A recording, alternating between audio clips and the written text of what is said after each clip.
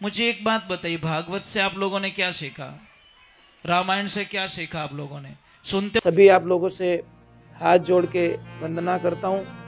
हमारा जो चैनल है श्री सोनू महाराज, वो चैनल जरूर सब्सक्राइब करें और इन वीडियो को शेयर करते रहिए। बोली आई मात की राधे, बोलो राधे, और पधारे हुए सभी भक्तों की। ये दो चीज क्यों बताई? दूध और पानी रहा, ये क्यों बताया गया? ये इसलिए बताया गया कि कहीं हम लोग धोखा तो नहीं खा रहे। हमारा ज्यादातर समय कहाँ बर्बाद हो रहा है? आपको पता है कि हम लोग शायद 40 से 45 दिन बाद में हम लोग वापस मिले। अब इन 45 दिनों में आपने अपने जीवन में कितना सुधारा किया, कितनी विचारधाराओं को बदली, कितना प्लस पॉइंट किया? बेटा थोड़ा आवाज आ रही बच्चे लोगों की। बेटा राधे राधे।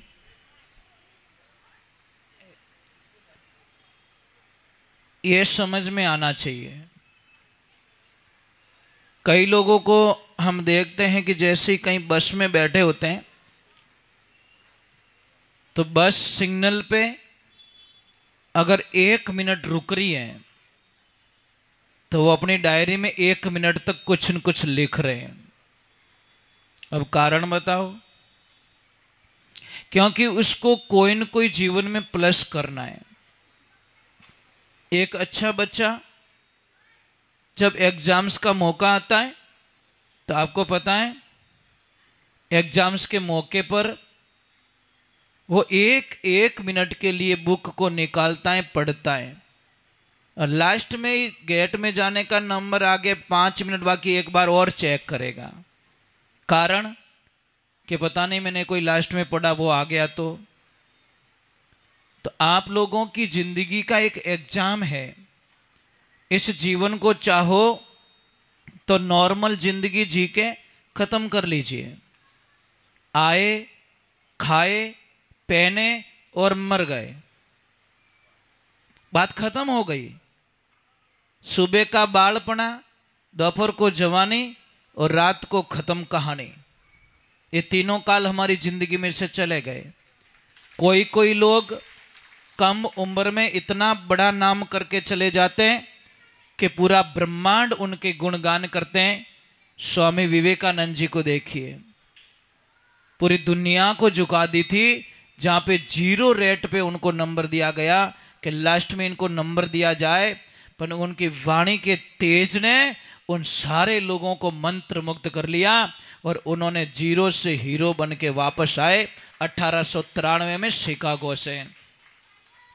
आपके अंदर बहुत शक्तियां हैं, आप अपनी शक्ति को नहीं पहचान पा रहे हो। ऐसे तत्वज्ञानी आपको नहीं मिले कोई। अरे आप चाहो एक दुनिया, एक ध्यान रखना, जो माया होती माया,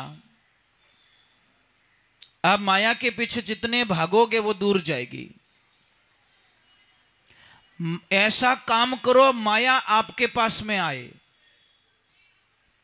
पर आएगी कब? एक काम करना, प्रयोग करना है आपको, तो अपनी छाया के पीछे दौड़ना। छाया हाथ में नहीं आएगी, उस छाया को पीछे बुलाना तो क्या करना पड़ेगा? उल्टा घूमना पड़ेगा कि अब तू मेरे पीछे दौड़, मैं तेरे पीछे नहीं दौड़ूंगा, तू मेरे पीछे दौड़। हम संसारिक संसाधनों के पीछे दौड़ गए, हम अपनी खोज नहीं कर पा रहे। मुझे तो इतना बता दो, आप बता सकते हो आप कौन हो? आप यही बताओगे मैं फलानी हूं, फलाने की बेटी हूं, फलाने का बेटा हूं, मारो मारवाड़ में वो गांव है, वो इतो ही लफड़ो याद है, पर सत्य एड्रेस है तू कौन, कहां से आया, कहां को जाए समया, भाई तू कौन देश से आया, कहां का है तू? ये तो मृत्यु लोक में तेरा मिलन हुआ है, परंतु सत्य क्या कहां से आया, वो कभी खोज की हम लोगों ने? हम खोज नहीं कर सकते, क्योंकि वो चेतना हमारे में जागृत नहीं हुई है। सुरेश भाई साहब, अब वो थारी मारी ऊंचा नहीं आवो तो खोज कद करो। हमारा प्लानिंग तो यही कि उसको नीचा कैसे दिखाऊं, बस उसको नीचा कैसे दिखाऊं। अरे ये मत कर, तू इतना ऊपर बन जा। कोई राजा था, राजा ने पूरा प्लान बना दिया कि सुबह का टाइम है, गेट खुलते ही जो आदमी नगरी में जिस चीज को हाथ लगाएगा वो चीज उसकी हो जाएगी। तो रात को लोग 12 बजे आके बैठ गए गेट पे। कोई बोला मैं घोड़े को हाथ लगाऊंगा, कोई बोलेगा रथ को हाथ लगाऊंगा, कोई बोलेगा मैं उसको हाथ लगाऊंगा, वो चीज मेरी हो जाएगी। अबे सुबह का टाइम जैसे ही गेट खुला, राम राम राम, सारी भीड़ दौड़ रही है। राजा ऊपर से दृश्य देख रहा, वाह रे वाह भगवान वाह, क्या लीला तेरी। कोई किसको पैर दे रहा है, कोई पापा आवे तो पापा नहीं भजीड़ मेल जावे, भम आ करो डोकरा अटे कोई करो बच में, मारत भी नहीं हाथ लगानी। अब वहां पे पापा मम्मी भी नहीं दिख रहे हैं। एक छोटी सी गुड़िया ऐसी, वो सबसे लास्ट में आई, सबसे लास्ट में आई, और छोटे छोटे नन्हे नन्हे कदमों से चढ़ते चढ़ते राजा के कक्ष में चली गई। और राजा के कक्ष में जाके राजा को ही हाथ लगा दिया, राजा को ही हाथ लगा दिया। राजन ने बोला ऐसा क्यों किया? कि राजन आपका वचन है कि जिसको जो हाथ लगाएगा वो उसका हो जाएगा। कि हाँ मैंने आपको हाथ लगा दिया, आप मेरे हो गए ना? कि हाँ। तो राजन ये बताओ ये नगरी किसकी है? कि मेरी। तो मैंने आपको हाथ लगाए, आप मेरे हो गए तो ये नगरी मेरी हो गई, नहीं तो फालतू दौड़े रिया है, फालतू का बड़ा बड़ कर रहा है। मैंने मैन एक नंबर को दबा दिया, और एक नंबर से अनेक होता है, तो शरणागति उसकी लो ना। कौन? वो कौन है? वो हमारा परमात्मा, जो ईश्वर, जो आप लोग खोज नहीं कर पा रहे हो। इन्हीं वास्ते मैं नहीं कहता कि पैसे मत कमाओ, पैसे कमाओगे तो संसार चलेगा, पर पैसे में ज्यादा डूबना सबसे बड़ी मूर्खता है, उसका अहंकार करना सबसे बड़ी मूर्खता है। अहंकार मत कीजिए, किसने दिया और कहां जाएगा। देखो ये लक्ष्मी है, छोटी सी बात है, मैं कह रहा हूं आपको। अभी थोड़ी देर पहले ये नोट आपके पास में थी, अब आ गई थाली में, समझ में आ रहा नहीं? अब मालिक नहीं हो इसके, चेंज हो गए, और कुछ टाइम बाद में ये कहीं और चली जाएगी, कुछ टाइम में अपने और चली, जिसकी जेब में चली गई वो ही उसका मालिक। चाहे कि कमाया पता नहीं किसने, पर जेब में किसके हैं वो ही उसका मालिक होता है। इसीलिए ध्यान रखो, राम दड़ी चौड़े पड़ी हिलमिल खेलो डाव, ऊंच नीच का भेदभाव नहीं जीते सो ले जाए। एक बार मेरे भगवान से प्रेम करके देखो। हम नहीं कहते घर छोड़ दो, हम नहीं कहते कि गृहस्थी जीवन छोड़ दो, क्योंकि भगवान श्री कृष्ण गीता में कह रहे दूसरे अध्याय में जाओ और 18 अध्याय में वापस आओ। ये दोनों सूत्र अपना रहे, जाओ तुम्हारा गृहस्थी जीवन बसाओ, तुम पैसे कमाओ, तुम्हारे को जो करना वो करो, परंतु लास्ट में 18वें अध्याय में बोला अब तू धाप गो रेवे तो अब पाछो ठाणे आजा भाई, ये कहा गया है। फिर भी हम लोग नहीं समझते। बोलिए श्री भगवान की। शास्त्र में कहीं परिवार को छोड़ने की बात नहीं बताई, कहीं पे भी विधान नहीं है। कई लोग कहते तो परिवार छोड़ियो, ये इनका पर्सनल मामला भाई। परिवार छोड़ने के बाद में संसार का भला होना चाहिए, मतलब तो यही होना चाहिए। चलो भगवान के चरणों में जाते हैं और ईश्वर के चरणों में जाते हैं। बोलिए श्री भगवान की। एक तो हमारे घरों में, अबे तुलसी मैया की पूजा कौन कौन करते हो आप लोग? बहुत अच्छी बात है, पूजा करते हो। शाम के टाइम में हमेशा दीपक जलाना बहुत जरूरी होता है, संध्या काल में, सुबह नहीं, संध्या काल में माँ तुलसी को। अच्छा है, तुलसी कौन थी? इसका अगला जन्म क्या था? नहीं पता। ये वृंदा नाम की लड़की थी, जो जिसके नाम से वृंदावन बसा है। क्या बसा? वृंदावन किसके नाम से? ये तुलसी मैया के नाम से वृंदावन, जहां पे भगवान ने बहुत सारी लीलाएं की है। तो ये बातें बताने में बहुत समय लगता है, समझने में। आप यहाँ तो बहुत सुन रहे हो, ध्यान से सुन रहे हो, मुझे बहुत अच्छा लग रहा है, परंतु इसको फॉलो करोगे कि नहीं करोगे, ये समस्या सबसे बड़ी बात है। अगर यहाँ पे सुन रहे हो और घर पे जाके आगे जाके भूल गए तो शायद ये जो समय हमारा नष्ट हो जाएगा। समय की कीमत कीजिए। घर में बुजुर्ग माँ बाप है, आपके बुजुर्ग सास ससुर है, तो सबसे पहले एक बात का ध्यान रखना। बच्चे लोगों को एक सलाह दे रहा हूं आपको, बच्चे लोगों के लिए सबसे सेफ जगह कौन सी है? दादा और दादी। बाई चांस कभी मम्मी बेलन लेके पीछे पड़ जाए ना, आप दादी माँ की गोद में जाके बैठ जाओ, मम्मी की औकात नहीं तुमको झापट रख सके, क्योंकि वो सेफ चले गए। दादी की गोद में गया पीछे मम्मी बेलन मार सके नहीं। मंदिर में जाओगे तो भी पड़ जाएगा, कहीं जाओगे तो भी पड़ जाएगा, अपने दादी की गोद में जाओगे तो हाँ दादी बैठी है आजा। तो आपको सेफ जगह बता रहा हूं, सबसे बढ़िया जगह दादाजी, अच्छी जगह है। दादाजी के पास में जाइए, पुराने अनुभवों का कुछ ज्ञान मिलेगा। जिस घर में दादा दादी का आशीर्वाद मिलता है ना, वो बच्चे हमेशा सक्सेसफुल हो जाते हैं। और एक ध्यान रख, जो मैं एक छोटी सी बात बताऊं, चलो एक बार जय बोलो, बोलिए श्री भगवान की। एक आदमी था, छोटे बच्चा हुआ, उस टाइम में उसकी मां की मौत हो गई। तो उस आदमी को कहा गया कि बच्चा 6-8 महीने का है,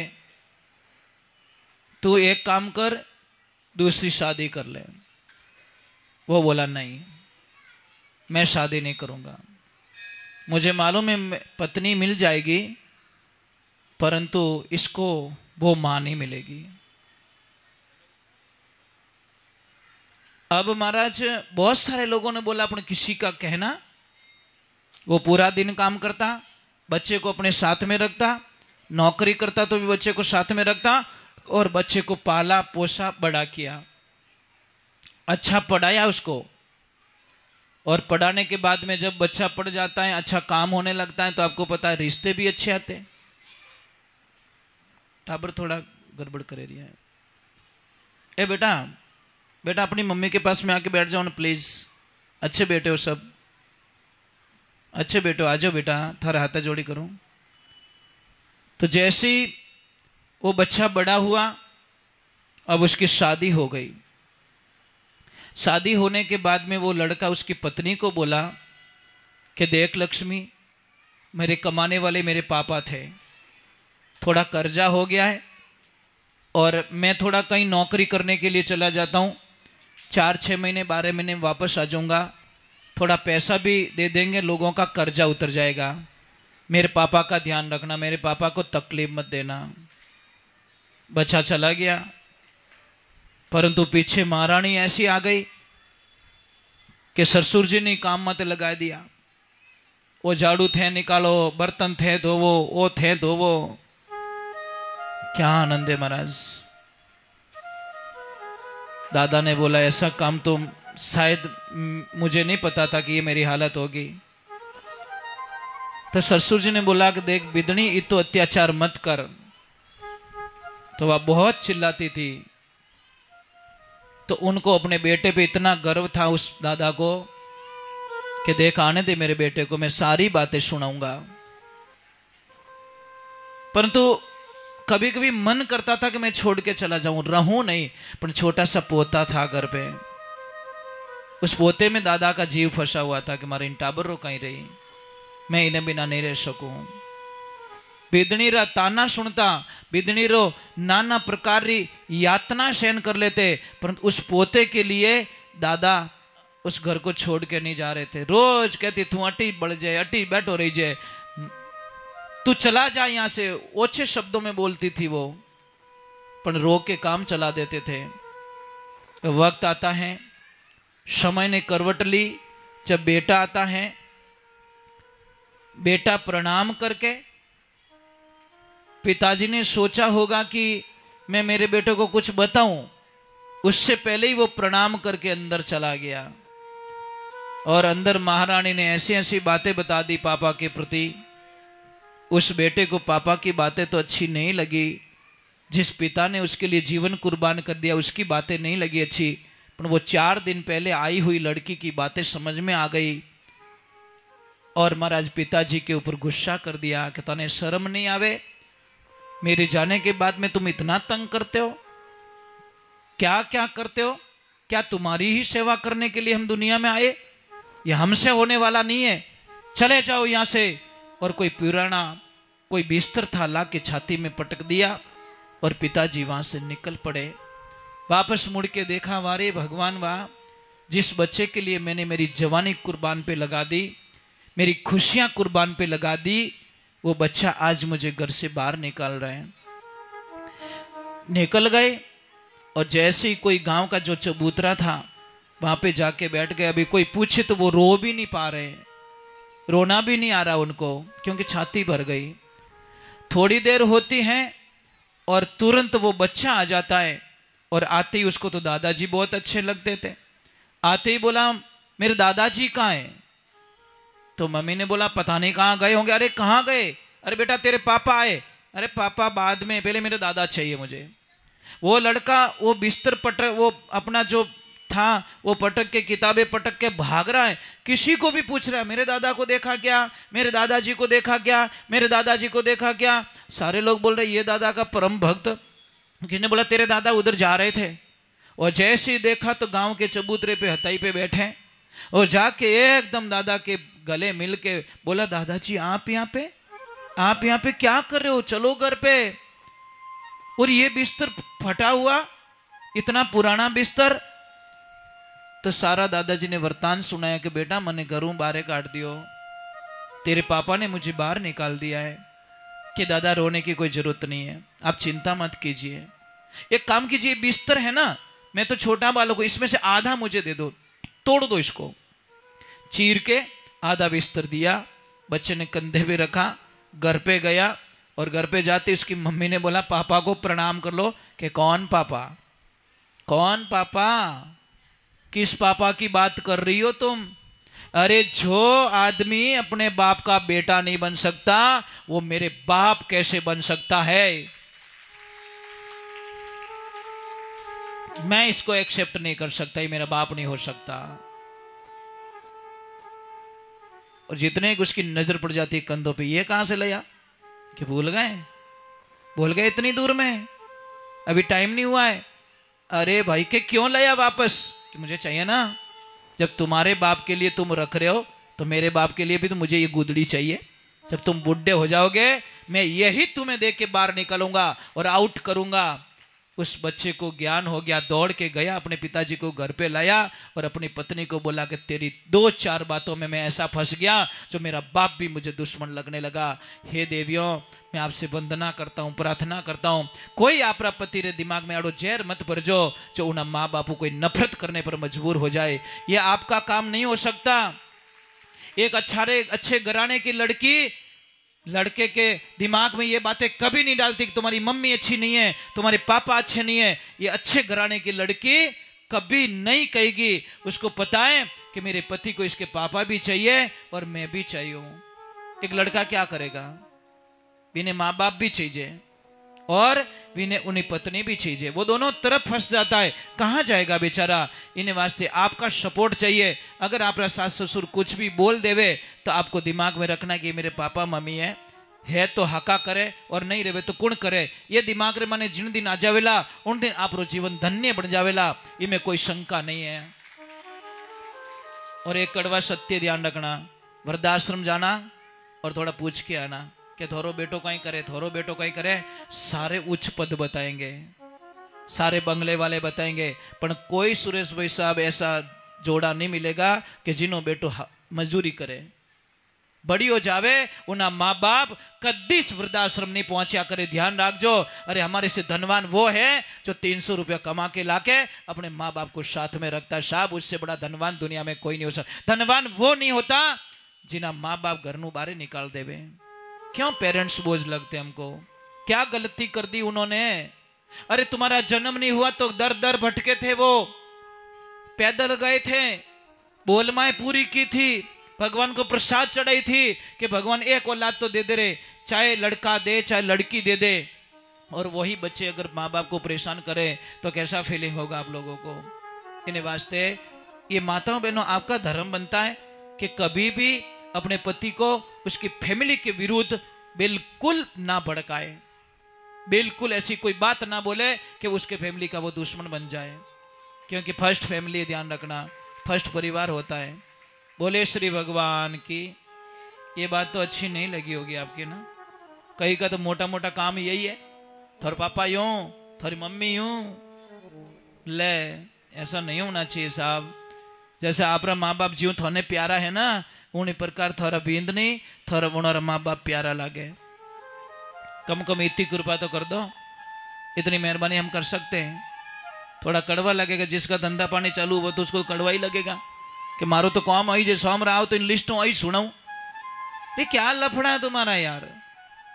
अच्छी बातें सुनाओ ना। तुम्हारी मम्मी बहुत अच्छी है, मेरा बहुत ध्यान रखती है, तुम्हारे पापा बहुत अच्छे हैं, मेरा बहुत ध्यान रखते हैं, मुझे बहुत लाड प्यार करते हैं। ये कहो ना तुम्हारे पति को उसके पापा मम्मी के प्रति भक्ति और बढ़ जाए और बढ़ जाए और बढ़ जाए, और वो अपने माँ बाप का भक्त बन जाए।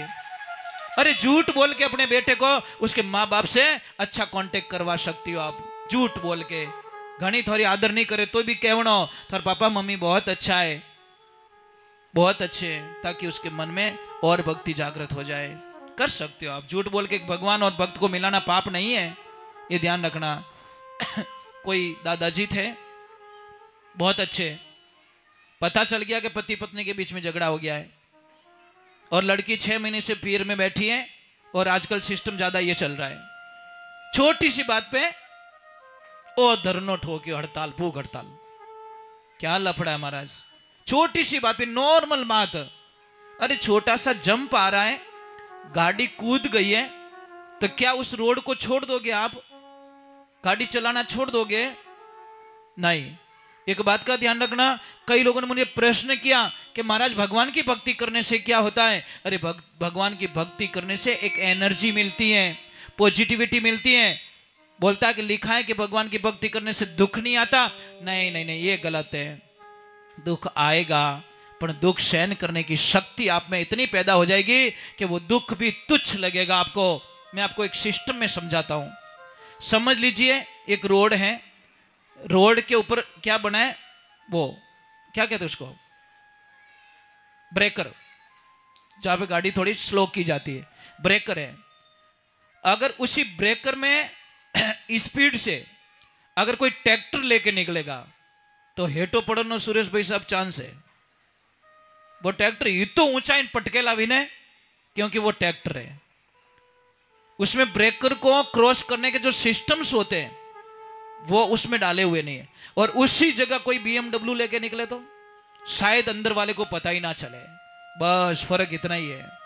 मैं आपको बहुत कोड पर, अगर ट्रैक्टर लेके निकल रहा है तो वहां पे झटका लगेगा, जंप वही है, ब्रेकर वही है, पर BMW लेके कोई निकलेगा तो उसको शायद महसूस नहीं होगा। दुख तो वही है, परंतु जब भगवान की शरणागति में चले जाओगे तो दुख सहन करने की शक्ति मिल जाएगी और वो दुख आपको तुच्छ मात्र लगेगा। और संसार में रहोगे तो दुख को और बढ़ाने वाले आपके यार दोस्त मिल जाएंगे और मिल जाएंगे और मिल जाएंगे, और आपके ऊपर इतना दुख डाल देंगे जिसकी कल्पना नहीं है। भाई रुई को पानी में भिगोगे तो वो वजनदार होगी, इसमें कोई शंका नहीं है। रुई को अगर उसमें से वजन हल्का करना है तो उसको धूप में सुखाओ।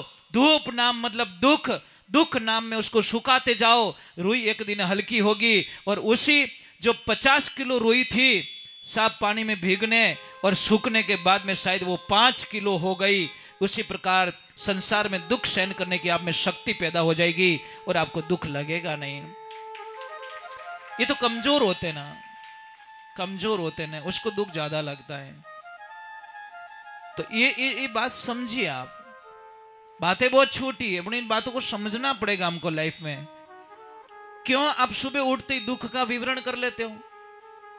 आप जितना गाओगे उतना बढ़ेगा, जितना उस चीज की। एक तो अपना दुख है ना, हर किसी के सामने शेयर मत करो प्लीज। कोई आपकी मजबूरी का फायदा उठाएगा, उसको पता चल जाएगा मैं पसी उड़ा है। समझ में आई नहीं साहब?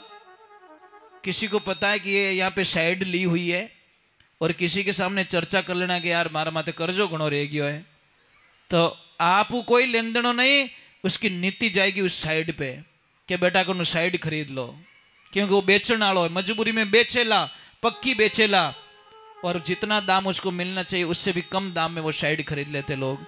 वो मजबूरी में खरीदी हुई साइड, किसी की आत्मा जला के ली हुई साइड, सब जिंदगी में उस आदमी को, पार्टी को सुख नहीं दे सकती जिसने उसकी मजबूरी का फायदा उठाया हो। ये ध्यान रखना।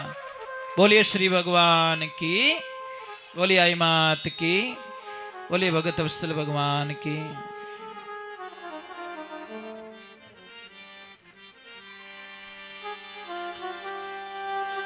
हो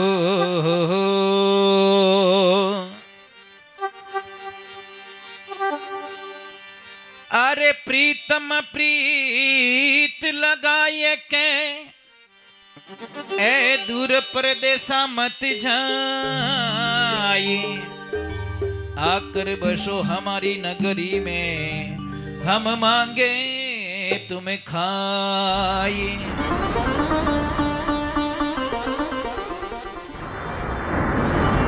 विश्वास कैसा होना चाहिए? एक हिरणी गर्भवती, प्रसव का टाइम हो गया, डिलीवरी का समय हो गया, जंगल में आग लग चुकी है, चारों तरफ आग। उसने सोचा कोई सेफ जगह पे जाऊं, मेरे बच्चे को जन्म दे दूं। पर जैसे दौड़ी दौड़ी गई तो एक सरोवर दिखा, पानी दिखा, झाड़ियां भी दिखी। उसने बोला ठीक है, यहाँ जगह सेफ है, यहाँ मैं बच्चे को जन्म दे देती हूँ। पर जैसे ही बच्चे को जन्म देने की तैयारी हुई तो सामने देखा तो शेर खूंखार भरी नजरों से उस हिरणी को देख रहा है। हिरणी ने बोला मर गई मैं तो। इधर देखूं शेर खड़ा, उधर देखूं आग लग रही, इधर देखूं पानी भरा, और सामने जाने का आइडिया लगाए तो सामने शिकारी बराबर निशाना लेके खड़ा है। उस वक्त में हिरणी ने एक ही बोला कि बस प्रभु अब मरना निश्चित हो गया, बस मुझे कोई नहीं बचा सकता। उधर जाऊंगी शेर खाएगा, इधर जाऊंगी पानी में डूब के मरूंगी, और इधर चली गई तो आग मुझे जला देगी, इधर जाऊंगी तो शिकारी मार देगा।